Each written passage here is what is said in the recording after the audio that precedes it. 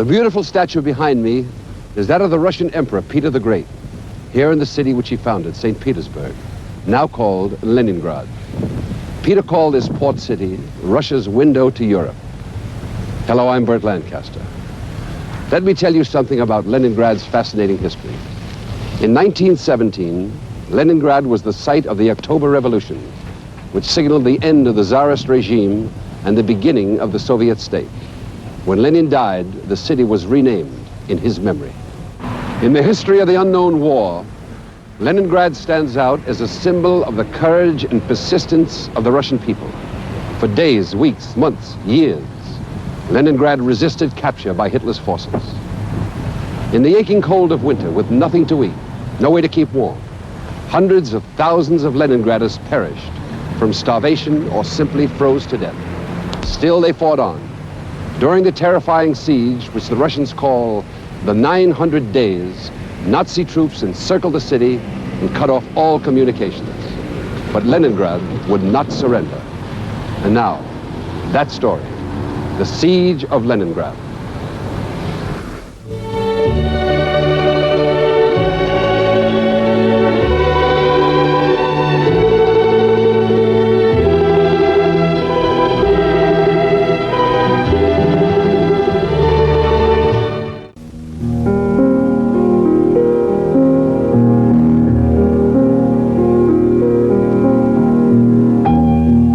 Leningrad, founded by Peter the Great on the marshes of the Neva River, one of the world's most beautiful cities, often called the Venice of the North, an extraordinary city that enjoys a very special place in the hearts of its citizens.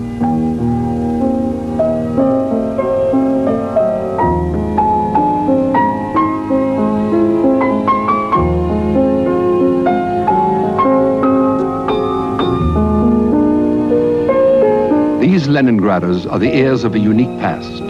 They are ordinary people, ordinary men, women, children. Like people everywhere, they fall in love, marry, raise families.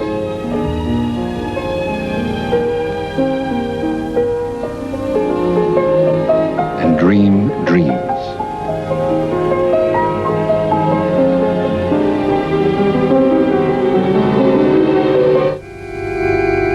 In 1941, there were over 2.5 million people in Leningrad. For them, the war would be different. Success or failure would depend as much on their strength as on the brilliance of the generals. 2.5 million Leningraders. 1 out of every 3 of them would die of starvation, of bombs, of shells, of sub-zero cold. They would die by the hundreds of thousands, men, women, children. Within days of the Nazi attack on Russia, on June 22nd, 1941, Lithuania and Latvia had been overrun, and the Germans were moving deliberately on Leningrad with over 1 million troops, 600 tanks, and 1,000 planes. Their allies, the Finns, were also poised for the attack north of the city. Nazi panzer divisions smashed into ancient Pskov, crushing everything in their path.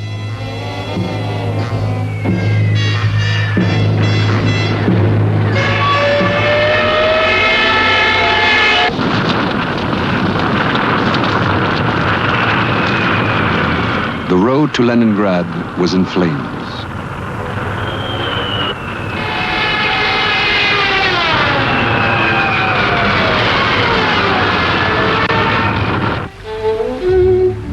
The symbols of Russian culture and style were known to the world. In this cradle of Russian scholarship and art, the poet Pushkin wrote. The composer Mussorgsky wrote his music in Leningrad. Pavlov experimented with dogs on conditioned reflexes. The ballerina Pavlova danced in classical ballet for Russian Grand Dukes. It was in Leningrad that Lenin and the Bolsheviks changed the world's political structure in 1917.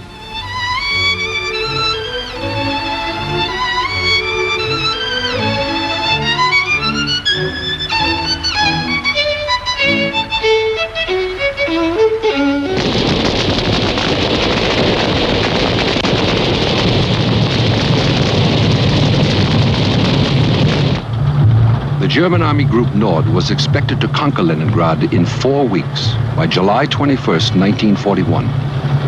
On the ground were the 16th and the 18th Field Armies and the 4th Tank Group of the Wehrmacht. Hitler was determined to capture Leningrad quickly and then send the same forces to envelop Moscow. The Nazi performance in the initial stage of the attack gave Hitler every reason for confidence. He had taken the enemy once again, completely by surprise.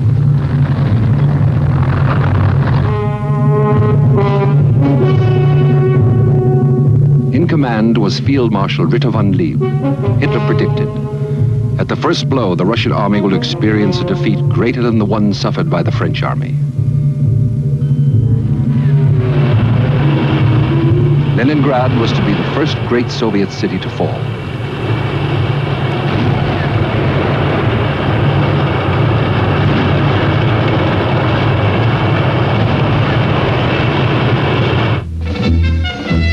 In all her long history, Leningrad had never been invaded. Now her children prepared to defend her. In the very first days of the war, hundreds of thousands of Leningraders enlisted for military service. They were formed into units of Opolchenia, the Home Guard, ill-trained, ill-armed. More had volunteered, but could not be spared from vital war industry plants.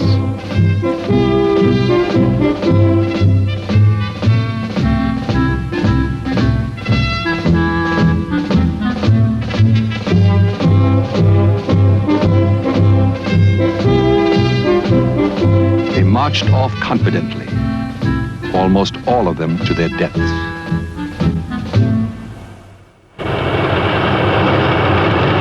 They were fighting for time to build defenses. Into the birch forests, into the battle.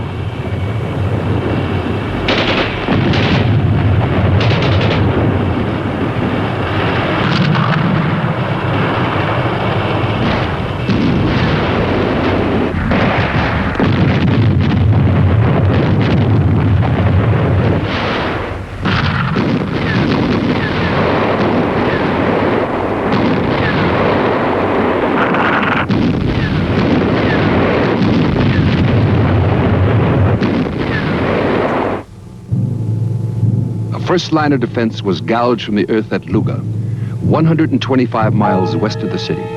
It would stop the Germans for a few weeks. There was a second line at Gachina, some 20 miles outside the city. The innermost line of barricades, 22 miles long, ran along the city limits. The defense lines were built by men and women, many of whom were unused to physical labor. Many of them middle-aged, not a few of them in their late 60s and 70s. The white kerchiefs of the women made them easy targets. Low-flying Nazi planes took a heavy toll of the unarmed men and women as they labored in the fields.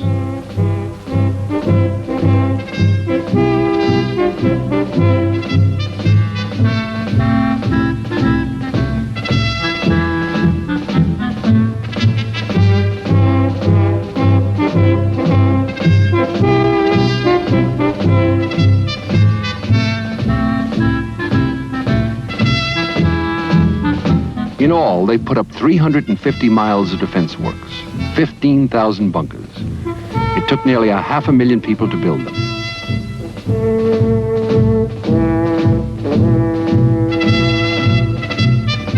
Leningraders would be able to walk to the front line, just a block or two from the last streetcar stop. Now the city was on a war footing.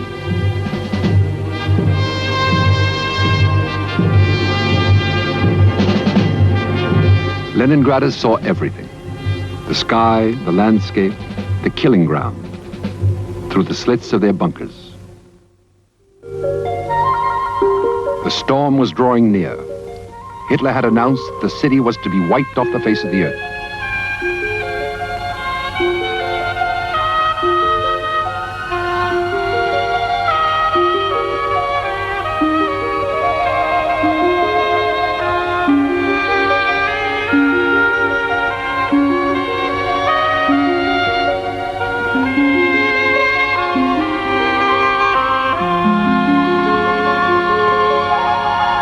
The sky pulsed with the rustle of wings. many wings.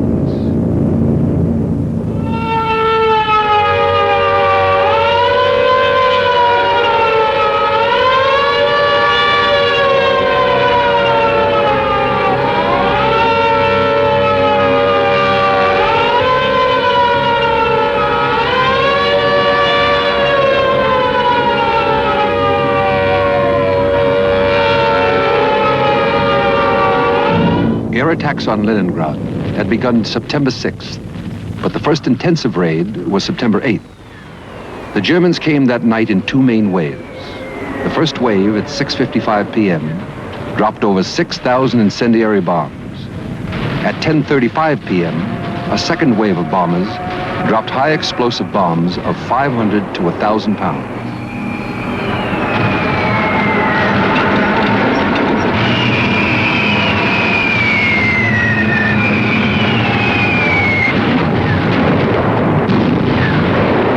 That day's air raid destroyed the Badaev warehouses, the city's main stockpile of food. It was an evil omen. Food was soon to become more precious than bullets.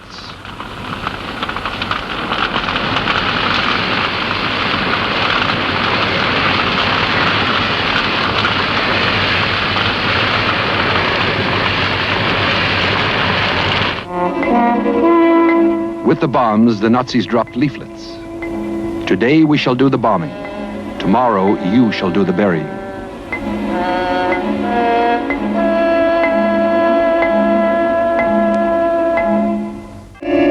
Nazi raids on Leningrad came like clockwork.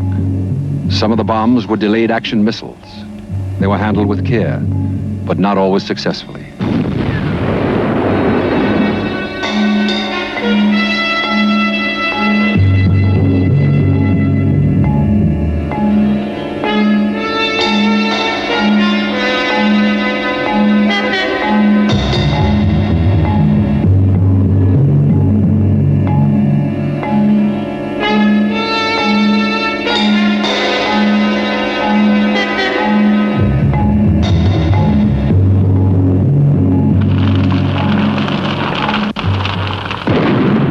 Hitler declared, the war against Russia is a war of ideologies.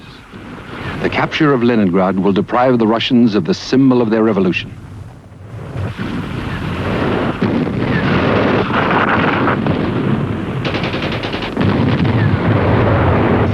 Marshal Voroshilov, commander of the Leningrad armies, proclaimed from the beleaguered city that Leningrad would become Hitler's grave.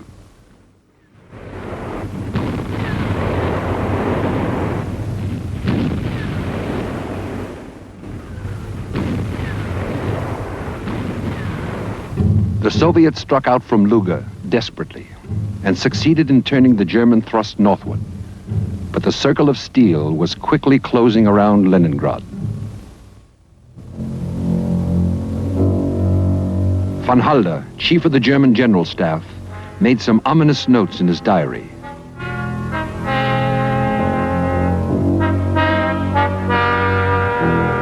The Russians don't think of retreating.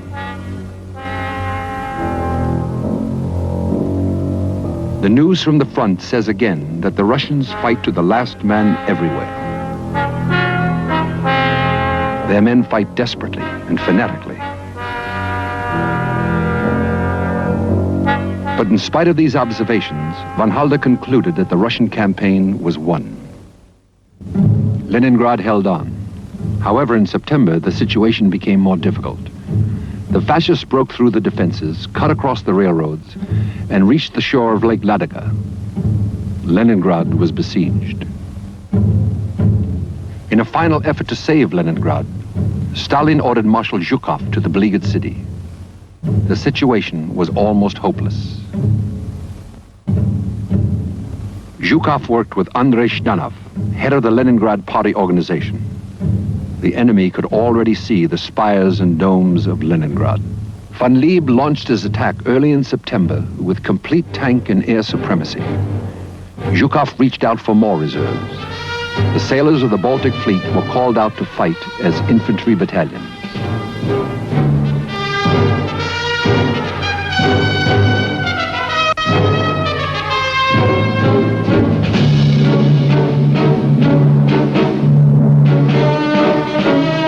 they marched to the front with a mother's blessing.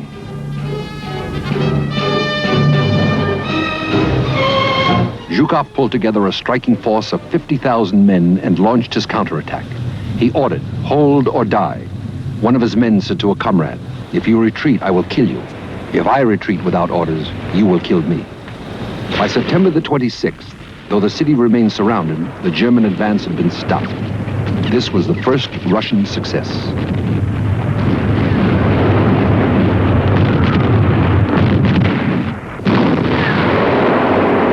In Leningrad, they were confident of final victory, but they had yet to learn its full cost. The cost was heavy indeed. It was to be immortalized in bronze and stone.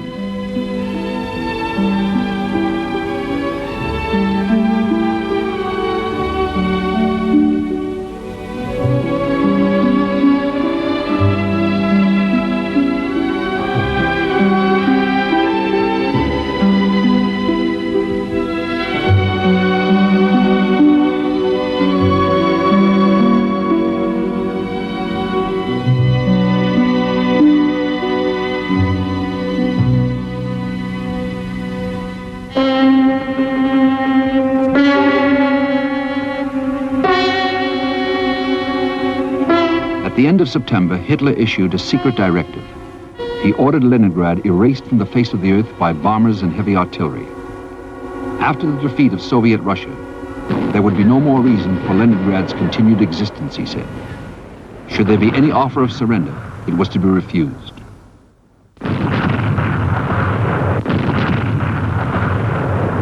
In the meantime, Hitler ordered von Lieb's panzers to disengage from Leningrad and move south for the attack on Moscow. The siege guns stayed.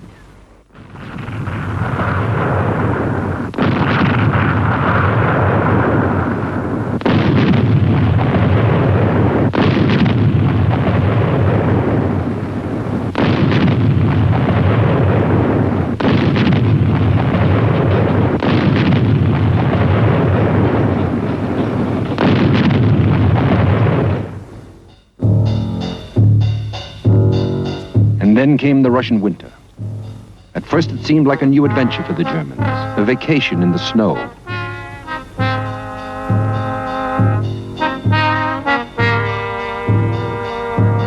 The Nazis could not yet imagine what it would be like to fight the Red Army in a winter campaign.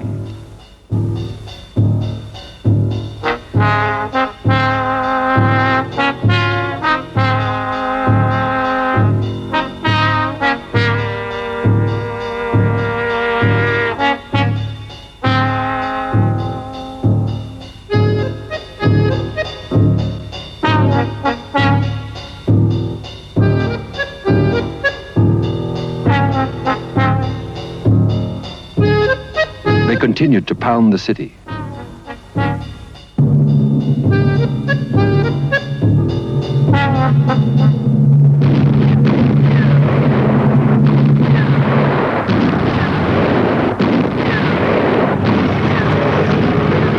In Leningrad, 60,000 men and women volunteered to support the regular civil defense units.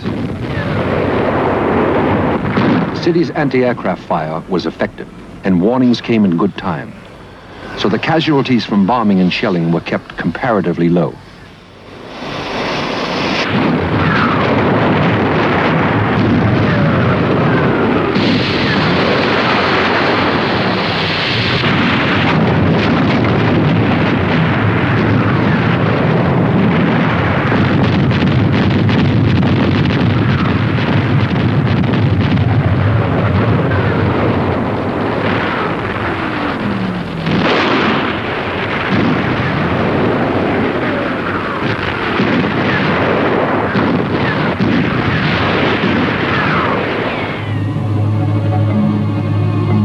The winter had come early in 1941, and it would be severe. It added to Leningrad's trials. In December, the streetcar system ground to a halt. For Leningraders, in those bitter days of 1941, everything was at stake. Life, honor, happiness. They and the city they loved would be judged by how they responded to this mortal challenge. The city water mains froze solid. Pipes burst in apartments. Water had to be hauled from holes chopped in the ice of the Neva River.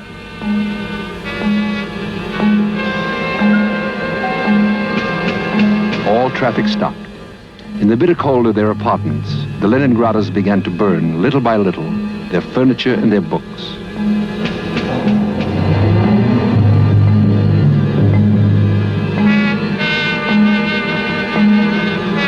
Firewood was almost as valuable as life itself.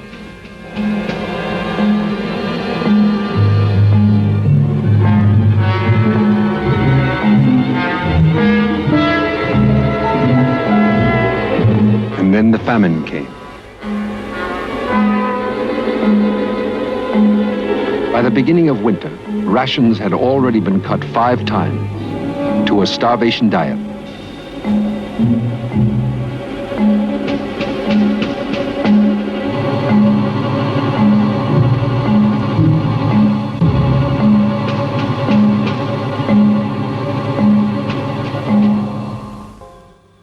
Blockaded, Leningrad had hardly enough food to sustain life. Bread was made from wood cellulose and the dust from flour mills, mixed with cottonseed cake, as bitter as quinine. The ration was 2 slices a day, 4½ ounces.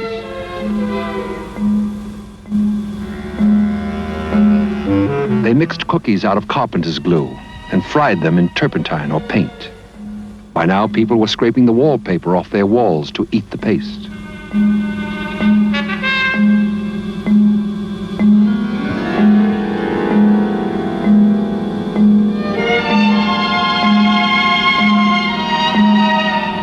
The soldiers volunteered to cut down their own rations to help the civilians.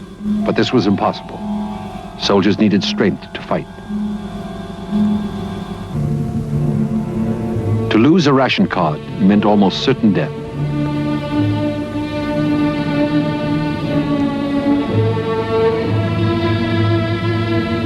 In November, the hunger deaths began. They would reach a total of more than 600,000 before the siege ended. There was a certain order about death in Leningrad. The elderly went first, quietly. Men died before women, then teenagers. Death could come at any moment, in any place.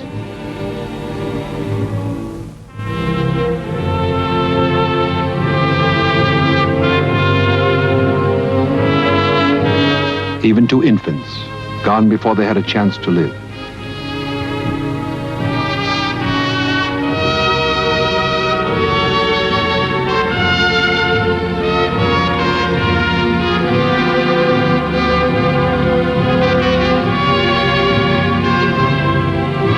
The birth rate dropped to 0. People began falling on the streets, dying where they lay. For the living, the corpses were evidence of their own fragile hold on life. Even some who tried to drag their own dead to the cemeteries themselves died on the way.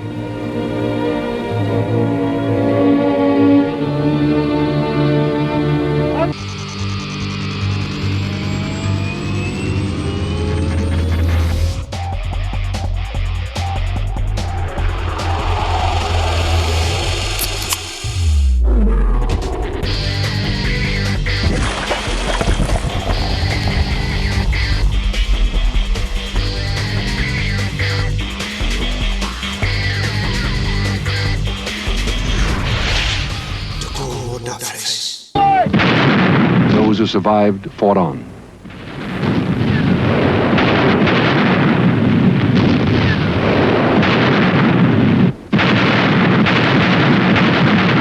Nazi pressure was unrelenting.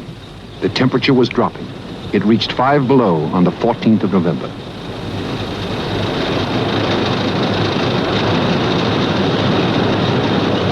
As the winter wore on, it seemed that even the meager bread ration might vanish. It didn't matter to this woman, who remembers what it was like. I came in and said, Papa, I won't eat my bread ration. If I stay alive, I want to show posterity what kind of bread we had to eat in the siege. My father said, you'll die. I said that if I eat it, I still may die. And perhaps even if I don't eat it, I may still stay alive. Oh, it was so terrible. That's why I wanted to keep that bread, so the children could see it and know how we lived. It's hard to imagine now what we had to endure during the blockade to survive. Трудно сейчас даже представить, что нам пришлось блокаду пережить.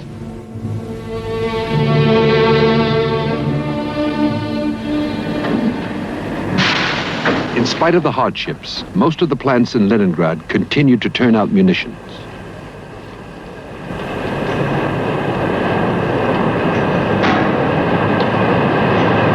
A plant manager remembers.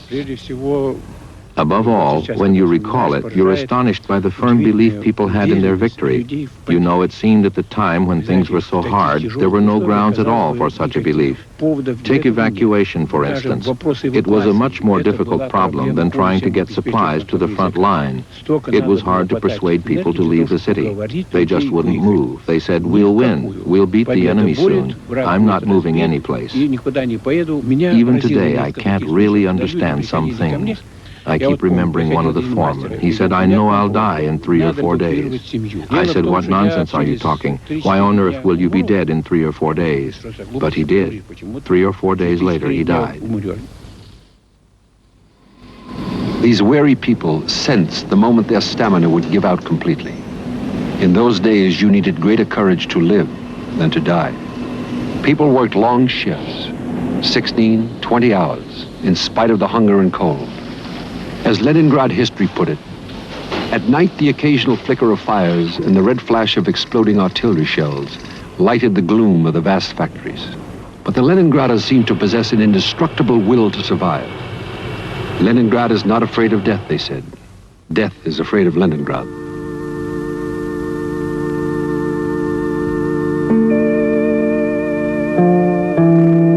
It was more than stubbornness, more than determination. It was a quiet, indestructible dedication that lasted until death. Death that took almost all of these.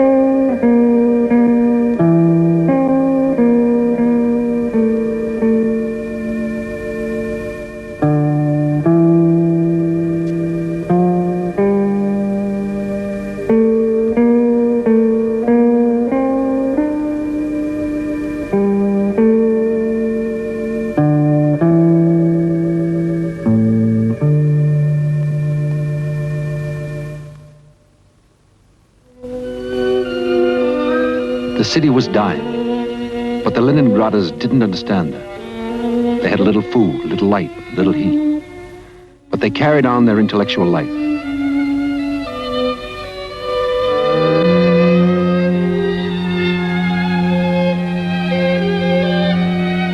The distinguished architect Alexander Nikolsky wrote in his diary, "Better die than surrender. I am confident that the siege will be lifted." He designed an Arch of Triumph to celebrate the victory he believed inevitable. Dmitri Shostakovich was finishing his 7th symphony. He called it his Leningrad Symphony.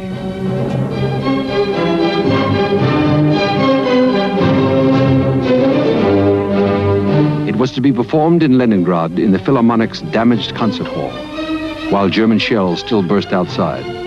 The musicians came from the front line for the occasion.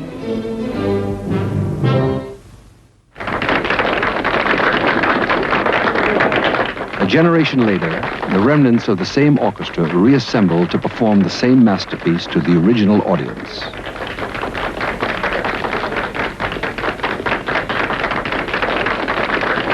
Only the survivors of the war were there.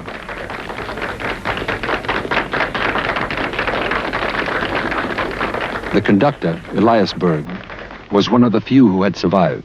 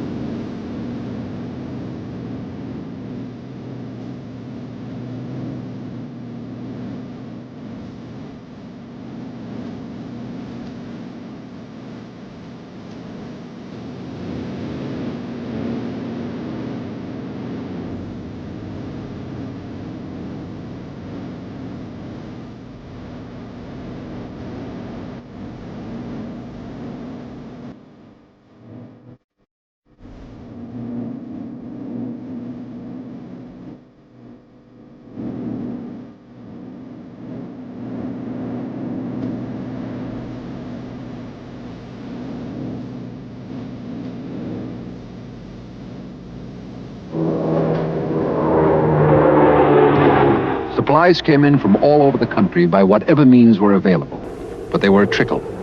There were too many mouths to feed. Partisans in villages outside the surrounded city, deep inside the German lines, brought in what food they could, risking their lives. They were near starvation themselves.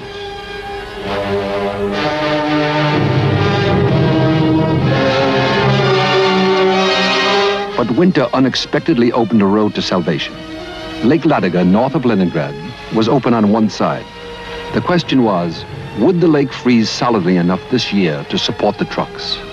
The ice held.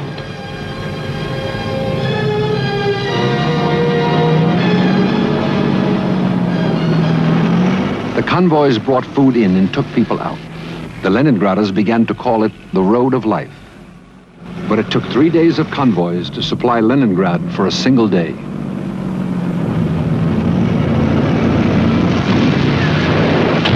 Early in January 1942, Leningrad was still on the knife edge of survival. Never had the city been closer to starvation. It was the most frightful period of the siege. But what did come in saved many lives.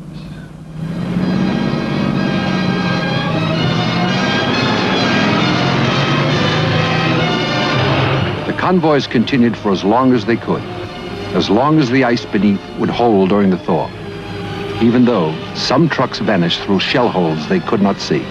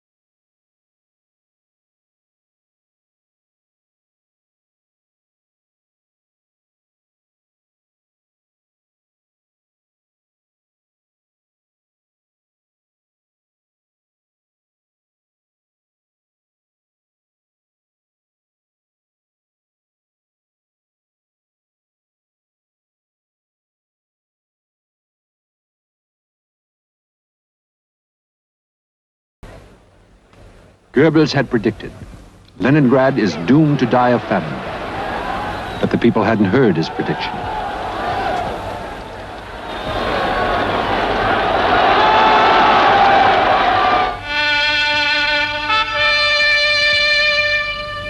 Now another honor could be added to the record of Leningrad's achievements.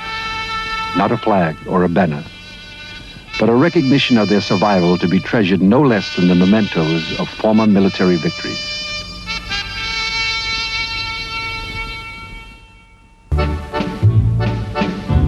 More than a year had gone by and Leningrad still lived. The German army faced a second winter in the woods outside the city. It would not be their last. Another Christmas.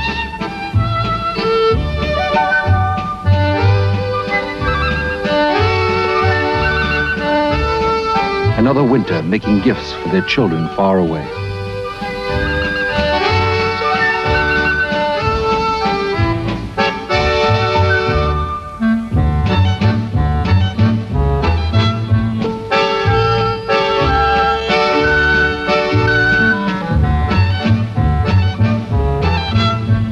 cities of Germany, the children received their Christmas gifts from loving fathers they could scarcely remember.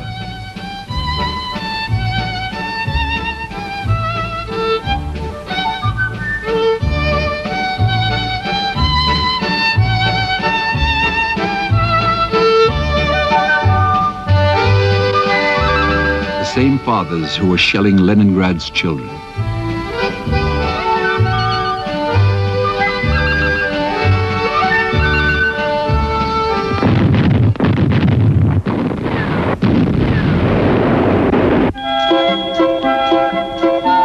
Christmas parties in Leningrad were held in bomb-proof shelters.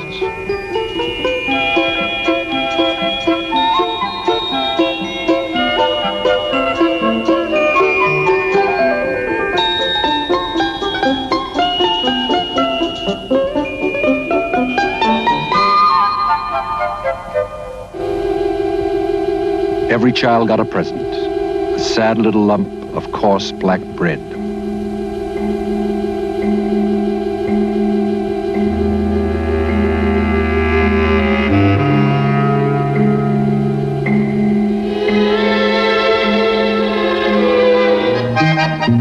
The children in Germany and in Russia, heirs to the outcome of this titanic struggle.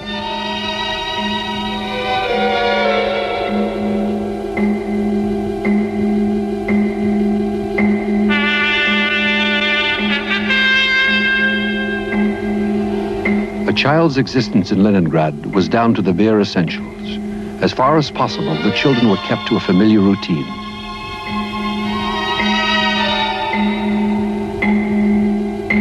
A time for play. A time for school, but school in a shelter.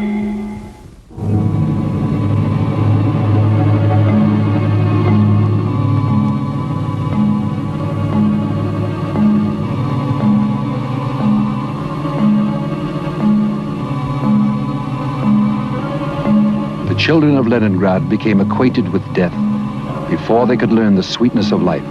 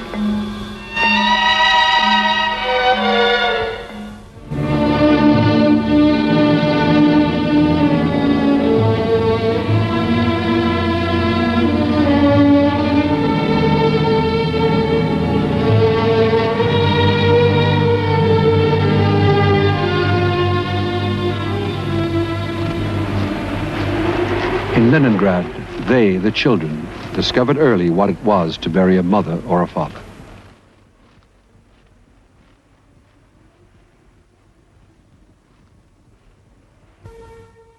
The children were the first to be evacuated across Lake Ladoga, under fire. This woman was an eyewitness.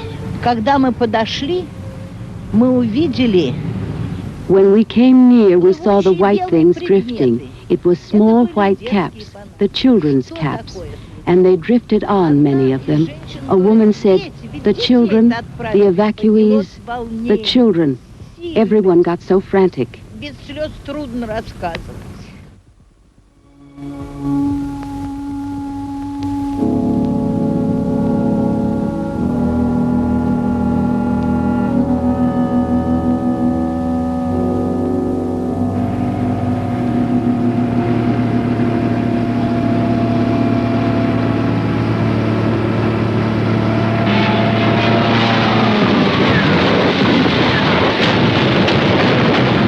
Ведь летчик, он знал.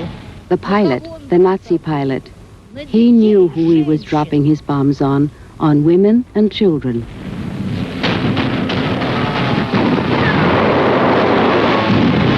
Одна мамаша так кричала, потом потеряла сознание. A woman burst out crying. She was almost crazy. Then she fainted. Her daughter was aboard that ship. The grown-ups' hearts were broken. That was the first time I cried, when I saw all those small white caps drifting along there on the Neva.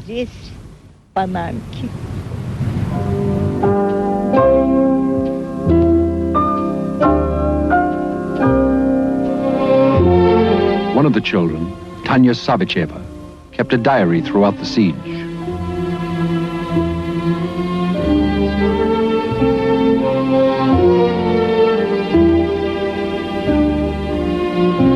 Zhenya died December 28, 12:30 in the morning, 1941.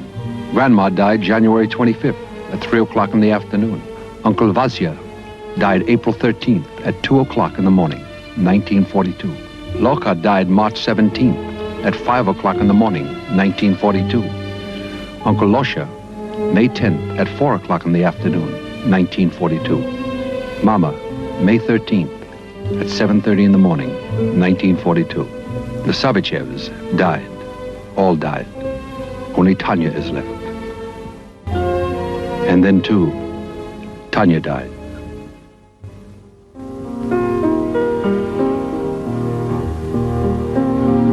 Today in Leningrad, the memories are not allowed to die.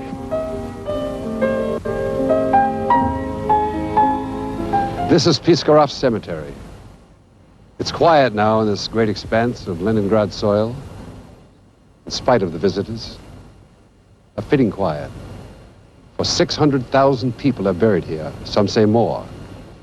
The total number of dead from the siege of Leningrad may have been as high as 1 million, and most were claimed by famine.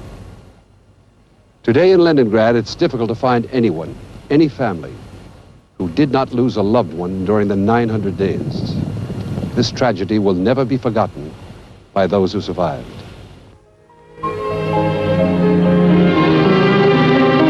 No disaster ever visited on a city exceeds in magnitude or intensity the suffering of those 900 days.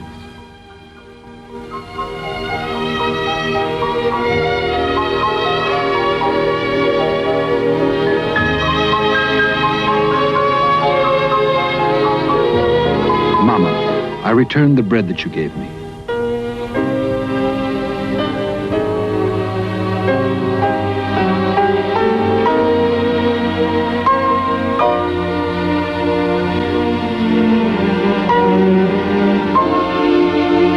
The mothers recall what they lost, the young, the innocent, the brave.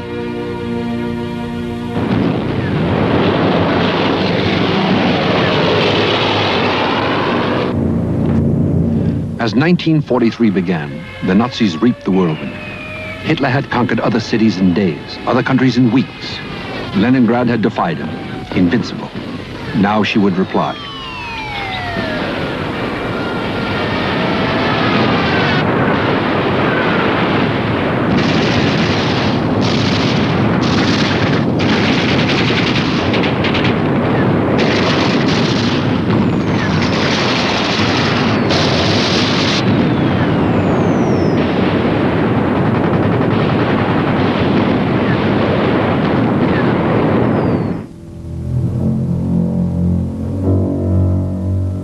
Some of Hitler's troops eventually did enter Leningrad, but not as conquerors.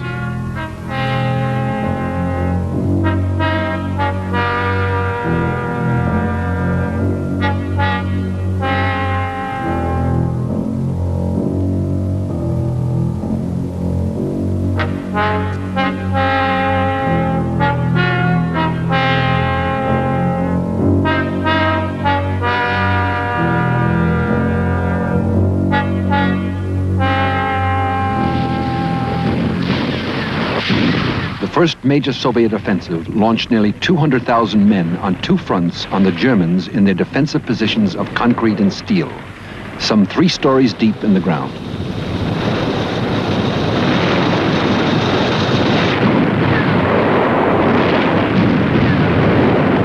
When Russian princes met, they had punched a corridor to the outside. Leningrad was no longer an island.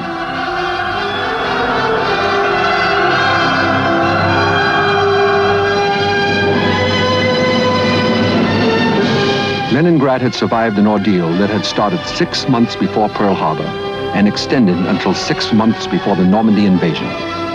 The 900-day siege of Leningrad, the longest ever endured by a modern city, had come to an end. The Nazis had left hundreds of thousands of Leningraders homeless, destroyed 526 schools, 101 museums, 71 bridges, 1,000 factories, inflicted $80 billion worth of physical destruction, taken 1 million lives.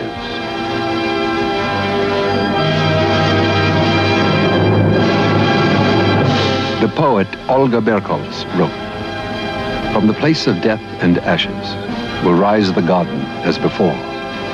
I firmly believe in miracles. You gave me that belief, my Leningrad." But as they savored their deliverance, there was still more than a year of fighting facing Leningrad.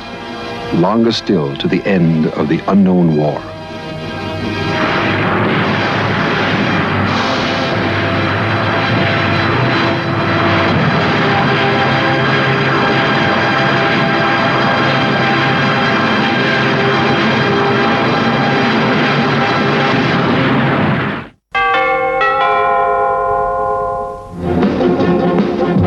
Our next story, to the east.